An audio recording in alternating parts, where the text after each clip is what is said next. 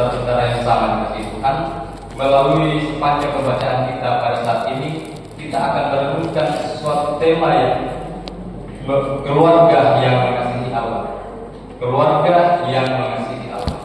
Nah, Bapak Ibu saudara-saudara yang sama dikasihi Tuhan, ketika kita berbicara mengenai keluarga, tentu di dalam baik keluarga besar maupun keluarga yang inti, tentu di dalamnya terdapat seorang ayah, seorang ibu, dan juga anak-anak.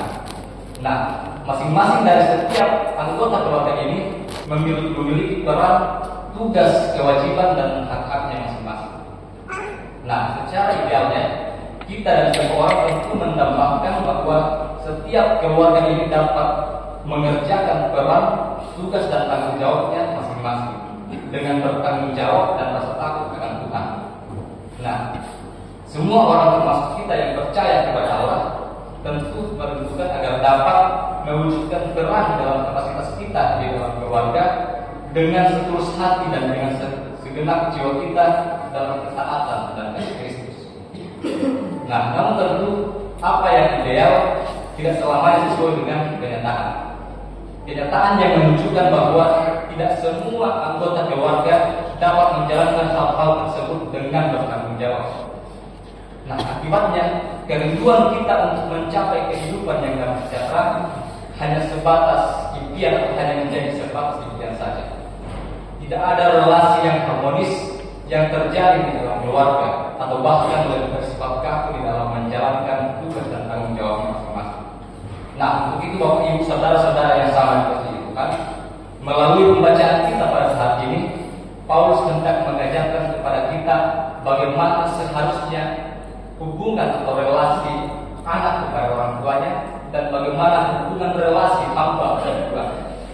Nah, dalam pembacaan kita pada saat ini, Paulus hendak menasihati para keluarga yang ada di Efesus untuk senantiasa memperkuat relasi dan sikap taat hingga saling menghormati dan memberikan peran dan tanggung jawab di dalam keluarga, agar mereka tidak mudah terpengaruh dari berbagai gaya hidup egois yang berkembang di Efesus. Nah, dalam hal ini juga agar mereka tidak mudah terpengaruh dari berbagai praktik-praktik keagamaan yang bertentangan dengan iman Kristen. Nah, Bapak Ibu saudara-saudara yang sama dikasihi Tuhan, di dalam ayatnya yang pertama hingga ayat yang ketiga pembacaan kita secara keseluruhan menjelaskan bagaimana seharusnya kewajiban anak kepada orang tuanya, bagaimana kewajiban anak terhadap orang tuanya. Nah, di dalam ayat yang pertama hingga ayat yang kedua dijelaskan bahwa anak-anak diminta untuk memiliki kewajiban taat dan menghormati orang tuanya. Anak-anak diminta untuk memiliki kewajiban taat dan menghormati orang tuanya. Nah, kata taat berarti melakukan seperti yang diperintahkan.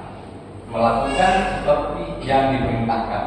Sedangkan kata menghormati berarti bersikap baik, sopan, dan penuh kasih kepada orang tua. Namun tentu saja kata taat kepada orang tua ini tidak berarti anak-anak harus taat kepada orang tuanya walaupun apa yang diperintahkan tidak sesuai dengan firman Tuhan. Jadi maksudnya adalah tidak semua perintah orang tua harus ditaati oleh anaknya jika itu tidak sesuai dengan firman Tuhan. Nah, contohnya ketika orang tua menyuruh anaknya untuk mencuri, tentu sebagai anak berhak untuk menolak, berhak untuk tidak mentaati perintah orang tua yang tersebut karena melanggar ajaran firman Tuhan. Nah, dalam hal ini anak-anak diminta untuk belajar mematuhi dan menghormati orang tua melalui nasihat dan petunjuk hidup yang baik dari orang tua sebagai bentuk taat dan hormat kepada Tuhan. Jadi hubungan anak kepada orang tuanya mencerminkan bagaimana hubungannya dengan Tuhan. Nah, dalam hal ini seorang anak memang harus wajib menghormati orang tuanya, menghargai dan mendengarkan segala nasihat yang diberikan oleh orang tuanya. Seorang anak harus berusaha menyenangkan dan memelihara orang tuanya dengan sebaik-baiknya. Nah, karena akibat dari taat dan hormat kepada orang tua, di dalam kebenaran telah ada janji tentang kebahagiaan dan panjang yang akan mengikuti kita sepanjang kehidupan kita. Nah, selanjutnya Bapak Ibu saudara-saudara yang sama dikasihi Tuhan, di dalam ayat yang keempat pembacaan kita secara keseluruhan menjelaskan bagaimana seharusnya kewajiban orang tua.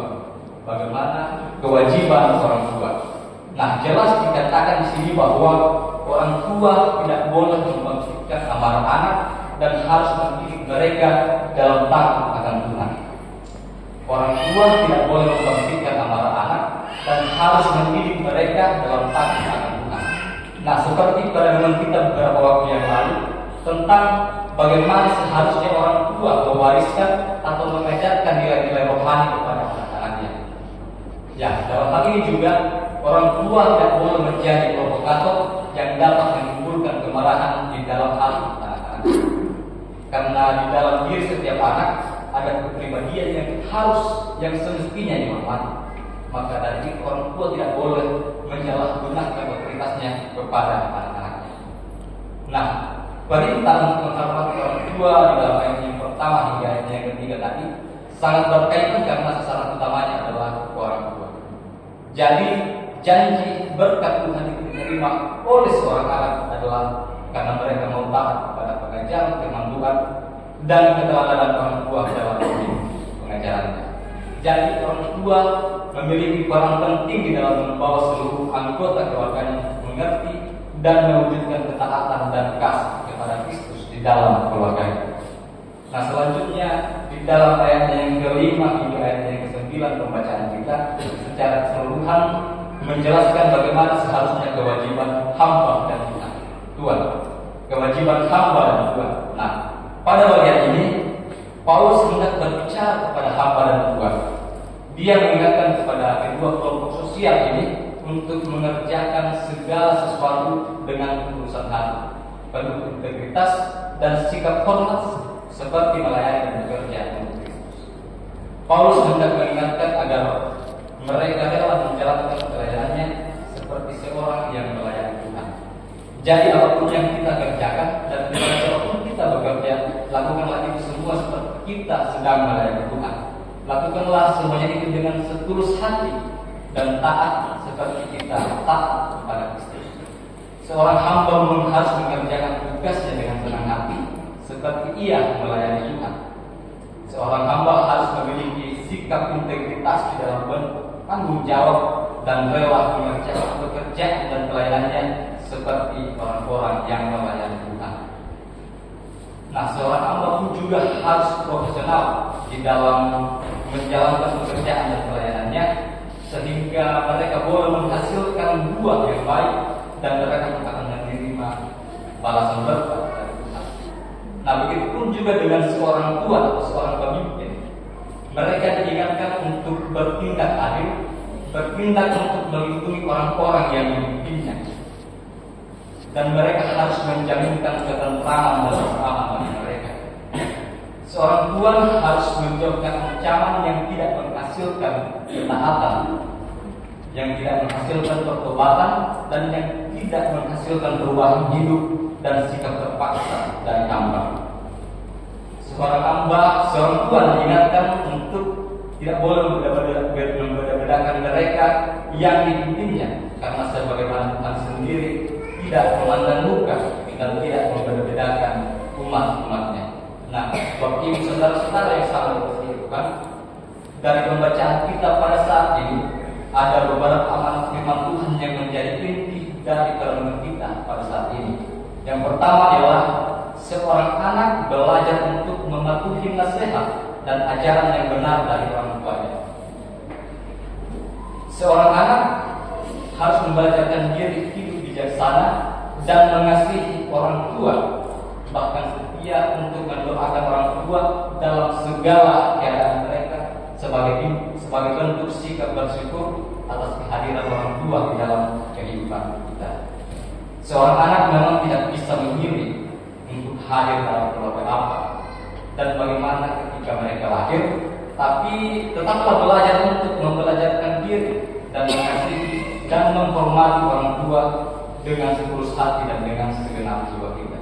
Untuk itu, taatlah dan hormatlah kepada orang tua seperti kita hormat dan taat kepada Tuhan.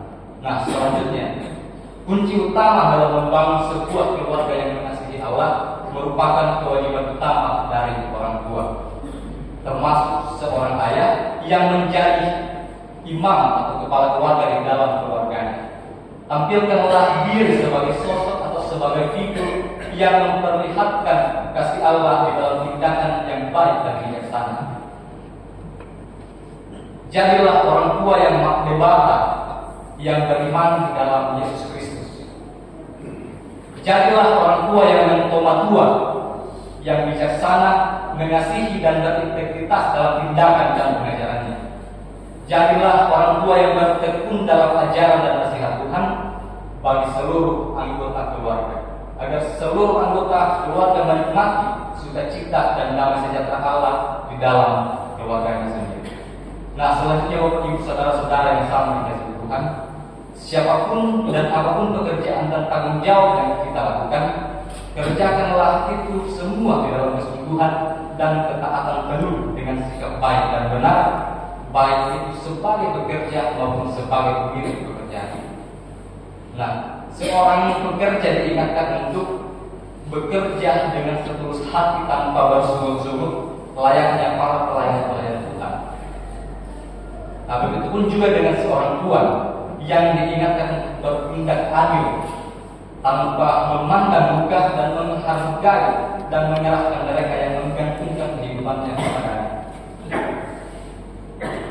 di dalam kasih Kristus. Nah, Bapak Ibu saudara-saudara yang sama dikasihi Tuhan, bila setiap anggota keluarga, termasuk pihak-pihak yang bekerja di dalam keluarga kita, memiliki hubungan yang harmonis dan penuh kasih, maka percaya bahwa keluarga akan bahagia dan kehidupan akan selalu diberkati oleh Tuhan. Keluarga yang mengasihi Allah selalu berusaha untuk mewujudkan relasi yang istimewa sebagai gaya hidup Kristen yang sejati. Bangunlah komunikasi yang harmonis dengan semua anggota keluarga di dalam rasa takut akan Tuhan, karena Roh Kudus, penolong dan penuntun sejati, akan senantiasa memampukan setiap anggota keluarga yang mengasihi Allah di dalam mewujudkan peran dan tanggung jawab masing-masing. Untuk itu, jadilah keluarga yang hidup dalam mengasihi Allah di dalam ketaatan dan sikap saling menghormati. Amin.